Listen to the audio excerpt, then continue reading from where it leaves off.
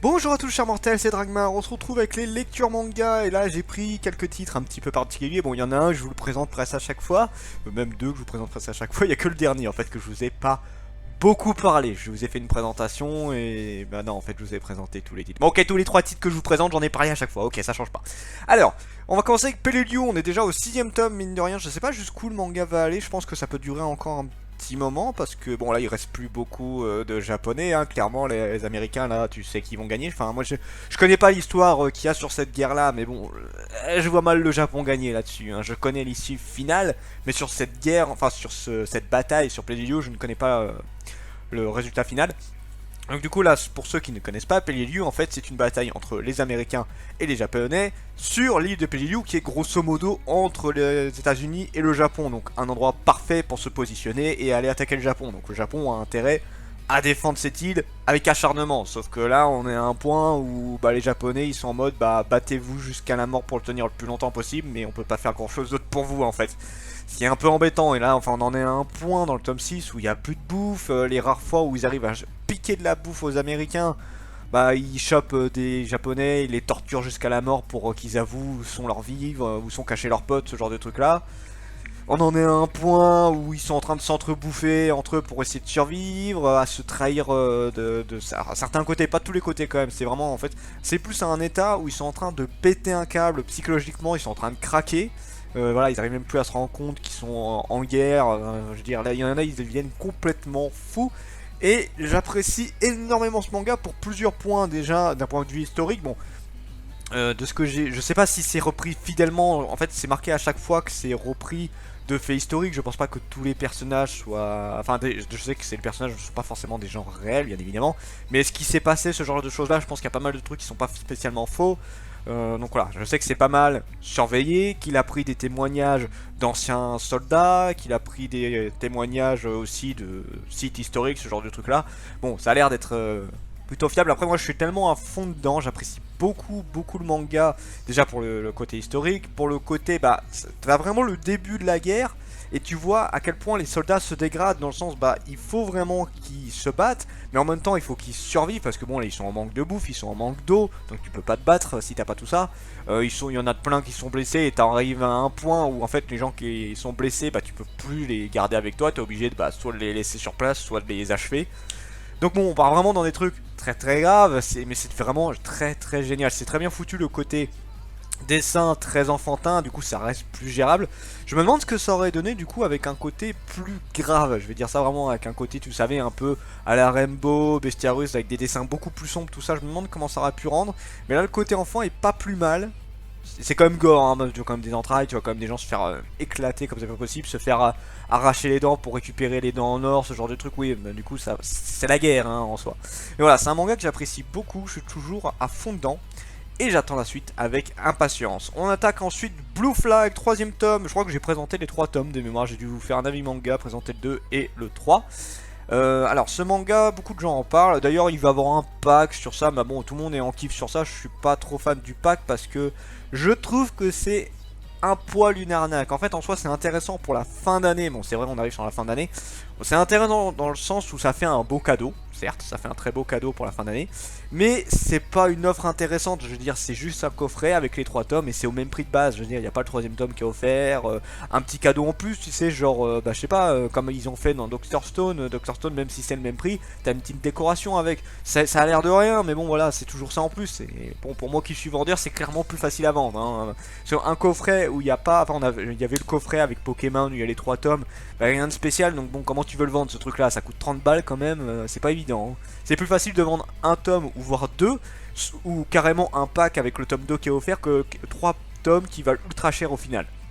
Clairement c'est pas génial en soi, je trouve pas ça exceptionnel. Mais bon, le manga Blue Flag est intéressant. Alors j'étais pas ultra à fond dedans au début, clairement le tome 1 et 2. En fait j'étais pas trop mal dans le tome 1, le tome 2 m'a laissé de marbre, j'étais pas fond dedans du tout, et le tome 3 il s'est passé beaucoup de choses, on commence à avoir beaucoup d'avis différents du point de vue des personnages, et ça c'est pas mal. Alors, je vais pas spoiler parce que là il s'est passé des gros trucs, c'est compliqué. J'ai pas résumé d'ailleurs, le résumé qu'est-ce que c'est? Nous avons notre héros qui est le meilleur ami avec le beau gosse absolu, le mec que tout le monde apprécie, toutes les filles sont en kiff sur lui, tous les mecs sont en admiration sur lui, et lui voilà, ils sont potes tous les deux, ils se connaissent depuis l'enfance, et tu as une jeune fille qui est tombée amoureuse de son meilleur ami, et qui au début va avec notre héros pour... comment dire, pour aller avec son meilleur ami. Oui, c'est expliqué d'une façon un peu bizarre, désolé. Mais voilà, et on va se rendre compte qu'il va avoir plusieurs trucs particuliers. C'est dur de pas trop vous spoiler, donc je peux pas trop tout vous dire, mais il s'est placé plein de choses, plein de sentiments qui se découvrent, plein de questionnements, surtout c'est les questionnements en fait qui me plaisent beaucoup sur le manga en soi. Autant le tome 1, il y avait quelques questionnements, le tome 2, bon, c'était plus de la mise en place, et le tome 3, là, il s'est passé beaucoup de choses, et je l'ai lu à une vitesse, j'ai dû le lire en 15-20 minutes, enfin, j'ai enchaîné ultra vite ce manga-là. J'ai beaucoup aimé. Donc j'espère que Blue Flag va continuer sur cette lancée là, il y a largement moyen de faire quelque chose de très cool. Et j'attends ça. Et on finit avec, j'ai pris celui-là en dernier parce que clairement je pense que je vais en parler un petit moment, les brigades immunitaires Black. Et bordel de Dieu, j'adore ce manga.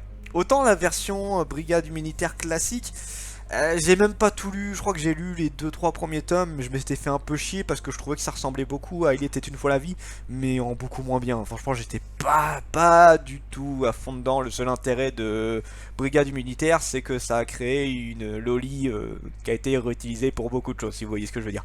Voilà, à part ça, le manga n'était pas... Enfin, je sais pas, je trouvais pas les personnages intéressants, j'étais pas tiré par eux spécialement sur leur charisme... Bref, le manga ne m'attirait pas. Par contre, la version Black, déjà, il vendait le fait que bah on était dans un corps qui était détérioré. Enfin, je veux dire, le mec buvait, enfin, il boit, il a du cholestérol, il est stressé. Voilà, c'est vraiment le corps de merde. Alors que dans la version classique, bah, c'est un corps sain qui vit normalement. Et du coup, c'est beaucoup plus intéressant pour plein de points de vue. Bah, justement, tu vois comment le corps réagit quand le corps est en train de se détruire, quand il fonctionne mal, comment il est obligé de se défendre. Là, on a pas mal, en fait, on a tous les. Je trouve ça plus intéressant de voir le corps réagir à des maladies qui l'attaquent, à des problèmes parce que bah il y a le foie qui va pas bien, l'estomac, parce qu'il y a une bactérie, ce genre de trucs là. Et le manga m'a fait poser plein de questions. Enfin, le premier tome m'avait déjà fait ça, et là le deuxième c'était encore pire. Et d'ailleurs, je me suis posé une grosse question que je sais pas si l'auteur s'est lancé là-dedans, parce qu'en fait, voilà, on a le corps qui se détériore, et du coup, bah, tu as tout le principe du système immunitaire, des globules blancs, des globules rouges, du foie, le cœur, comment ça fonctionne, tout ça.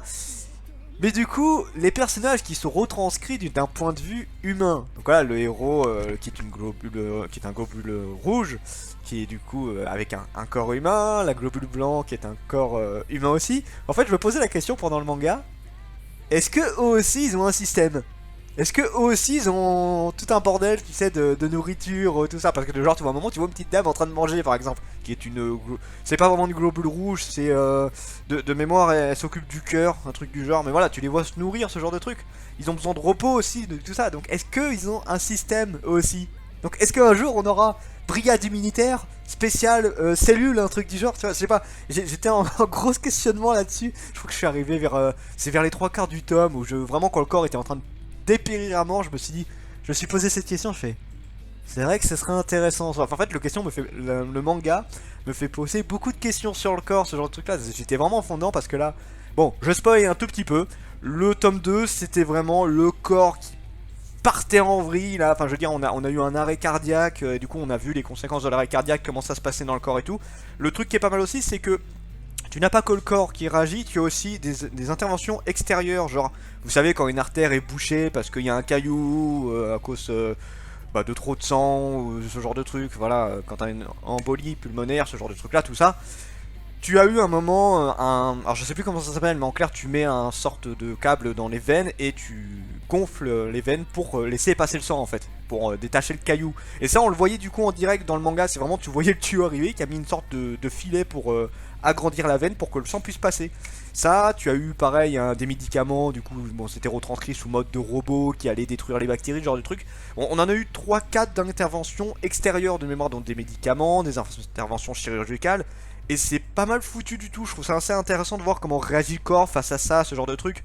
Pareil, les globules blancs qui attaquent quelque chose qui est naturel. Vous savez, quand le système immunitaire pète un câble, ce genre de truc là.